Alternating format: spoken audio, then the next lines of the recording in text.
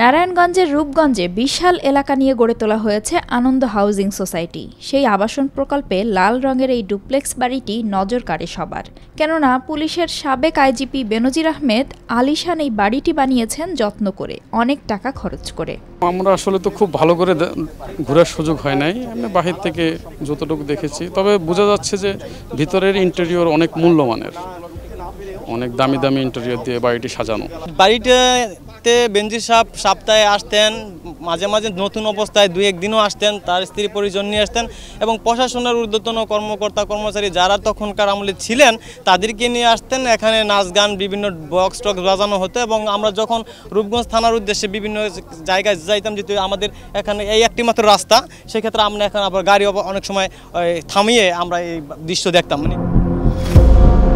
24 কাঠা জায়গায় নির্মিত বাড়িটিতে ঢুকতে গেলেই তেড়ে আসবে দুটি কুকুর। সেটি পেরিয়ে একটু এগুলেই চোখে পড়বে লাল রঙের ডুপ্লেক্স এক প্রাসাদ, যার চারপাশে রয়েছে শান বাঁধানো বারান্দা। বারান্দার পাশেই বাগান, সেখানে রয়েছে দেশি বিদেশি নানান জাতের গাছগাছালি। বাগানের পাশেই রয়েছে দুটি বড় আকারের খাঁচা, যার একটিতে রয়েছে দামি বিদেশি পাখি আর অন্যটিতে কুকুর। তবে বাড়ির ভেতরে কি আছে তা জানা যায়নি, কেননা মূল ফটকের ডিজিটাল লক ভেদ করতে পারেনি জেলা প্রশাসন ও দুদকের দল। তাই সামনের ও পেছনের 2 ফটক সিলগালা করে দেওয়া হয়েছে। বাড়ির গেটে ঝুলিয়ে দেওয়া হয়েছে ক্রোক বিজ্ঞপ্তি। আপাত দৃষ্টিতে আমরা 2 তলা একটি ভবন পেয়েছি।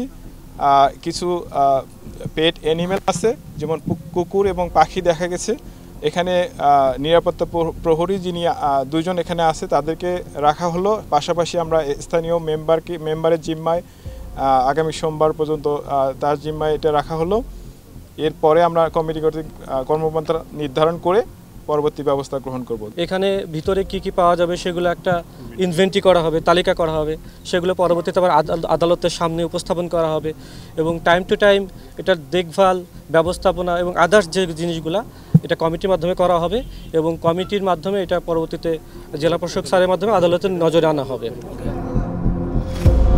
স্থানীয়রা জানান, বেনজির প্রায় 8 বছর আগে এলাকার প্রয়াত প্রেমানন্দ সরকারের সন্তানদের কাছ থেকে 1,83,00,000 টাকায় এই 24 কাঠা জায়গা কেনেন। 2022 সালে এই জমিতে গড়ে তোলেন এই আলিশান বাড়ি, যেটি তৈরিতে প্রায় 10 কোটি টাকা খরচ হয়েছে বলে ধারণা করেন স্থানীয়রা।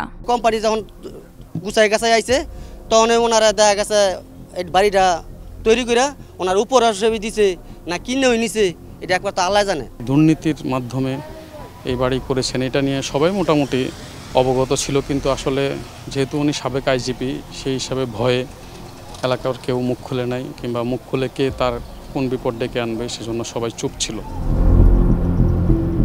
সম্প্রতি গণমাধ্যমে বেনজির ও তার পরিবারের সদস্যদের বিরুদ্ধে অবৈধ সম্পদ অর্জনের অভিযোগ ওঠে।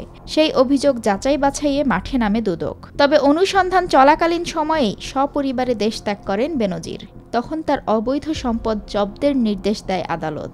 তারই ধারাবাহিকতায় আদালতের নির্দেশে রূপগঞ্জের আনন্দ হাউজিংয়ে অবস্থিত এই বাংলো বাড়িটি জব্দ করে নারায়ণগঞ্জ জেলা প্রশাসন।